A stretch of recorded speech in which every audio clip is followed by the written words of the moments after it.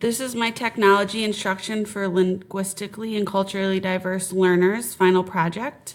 Danielle D'Amato in the winter of 2018. So the overview is I'm going to talk about a lesson that I taught with technology, a student assignment using technology, a lesson observed, and a website that I used. So a lesson that I taught, I chose Plickers. I had talked about this earlier in the class and I wanted to try it out. So I used Plickers with my second grade literacy acceleration group. It's a group of 7 students. 2 students have IEPs and 4 students are EL. We started with reading a book called Caring for Your Dog. It was a good book because the students had background knowledge on dogs, so they knew some of the things that were talked about, and they were able to speak to some of the facts that were given in the book. So I created I called it a comprehension check, and I gave my students the answer cards, and they had them at their desks, and they're learning about main idea and key details in their classes.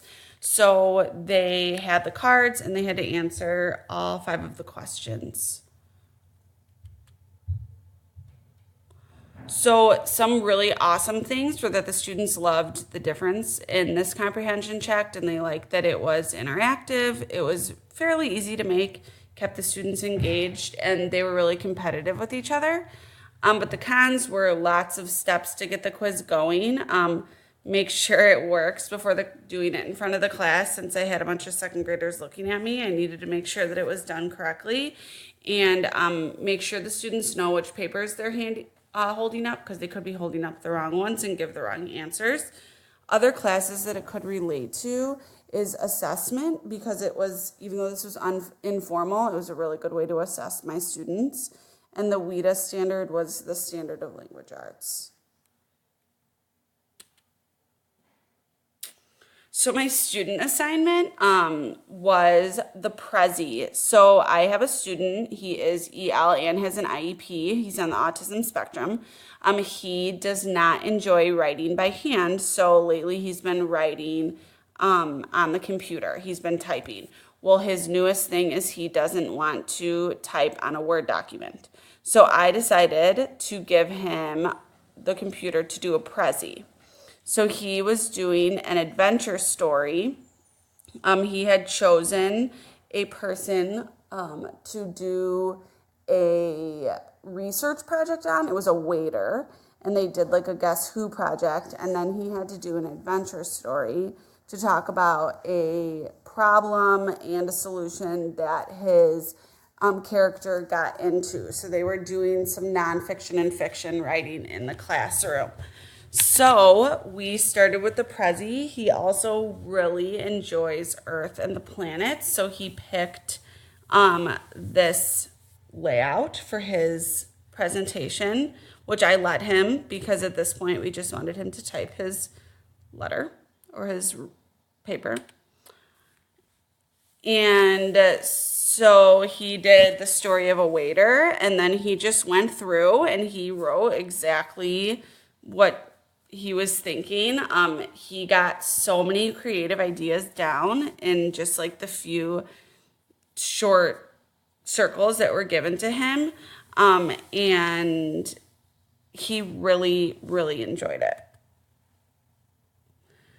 So the pros were, since he didn't want to use a Word document, Prezi was fun and really interactive. He loved when the different circles went in and out, and he loved watching his project go from the final draft from the draft into the final. It allowed him to be really creative, and although it didn't pertain to his story, he loved the theme of the presentation, so I sort of got more buy-in from him. It was a really good assignment for Pablo, but I don't think another second grade student could do it independently. He is really tech savvy, and he is very independent on the computer, so he did a nice job with the Prezi. And another kind is the theme didn't pertain to the story. Did it matter at this point for us? No, but in the future, we would probably have to get him out of using themes that pertain to space and planets and into using themes that actually pertain to what he was writing about. Differences for EL. He is an EL student, but his support comes from his IEP. The website worked for him because he's really tech savvy, but it wouldn't work for my other second graders, even if they're EL or not EL. I do think that it's a little bit more advanced for them.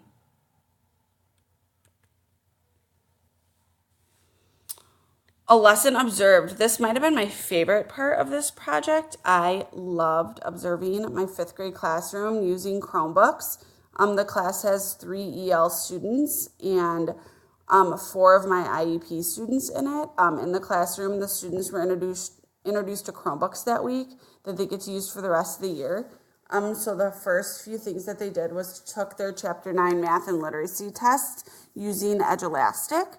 They can access the test through an announcement by the teacher.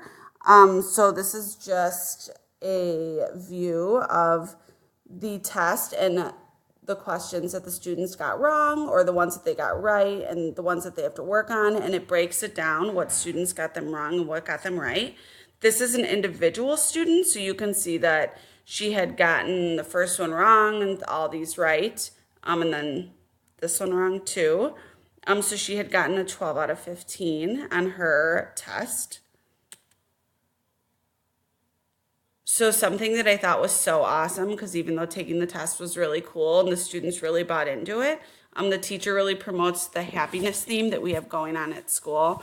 So she had the students write positive comments to each other. She usually has them write them on the top of the paper test, but this time she had them write them to each other to encourage each other. So as you can see here, there's all these students telling each other that they can do it, and the teacher gets to chime in and they have a whole conversation. On this picture here, there you can see that one individual student. You can see the ones that she got right and the ones she got wrong, which she got the 2 wrong that she had picked. And then this is just what the main screen looks like for the math test that they had taken. So the benefits of using the Chromebooks, the teacher that I watched is absolutely amazing. The students were engaged the whole time. She has sayings like 45 and eyes for when the students need to be paying attention to her. But the students are all super engaged, and they were really good at using the computers. One of the things that they did at our schools was they trained the students for 2 weeks on how to use the Chromebook. And so they were all very efficient. One of my students struggled a little bit. I think he may have used Chromebooks at his old school, but we were able to get him back into it. My students who have IEPs did well on the assessments. It was really nice. They were able to grab their Chromebooks and just bring them into my classroom to get it read to them for math or to get it in small group for reading. They all gave me really good feedback using the Chromebooks for their tests. They really liked it. But an improvement that I would have is that I would give my students less options for the literacy test.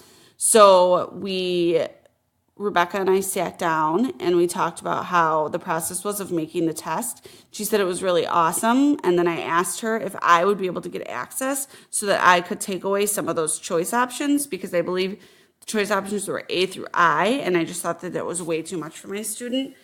And he just kind of lost interest in that question because it was just a little bit overwhelming. So a website used was Bookflix. I used this because my students use Scholastic. They read the magazines all the time, and they always tell me how fun it is. So I was able to do this with one of my students he is reading at a level B. So we went through, and I had him watch the inch by inch story, and then I had him read the how long is it story. And then he was able to pick one of the games that he could play. So he, like I had said, he's reading a level B, but the thing that I liked about this was it incorporates language from our math unit. So right now we're doing measurement, and so it was really good for him to be able to hear some of the language that was going to be used in our math lesson. So the pros, the story was read out loud. The games were super fun and interactive. The game portion was also read aloud, which I really liked. And the books were rich in content language. But the cons were that the How Long Is It book wasn't read out loud and it was way too difficult for my student to read. So once he got on the computer for that part, I did have to read it out loud to him because otherwise he would have shut down. Because the computer is supposed to be more of an independent time for him. And obviously, if he's not able to read it, it can't be independent. And then positive for ELs, the interactiveness of this website would keep the student's attention, and it has rich content language and pictures and games to support it. And that is my portfolio, and I really enjoyed doing it. Thanks for an awesome class.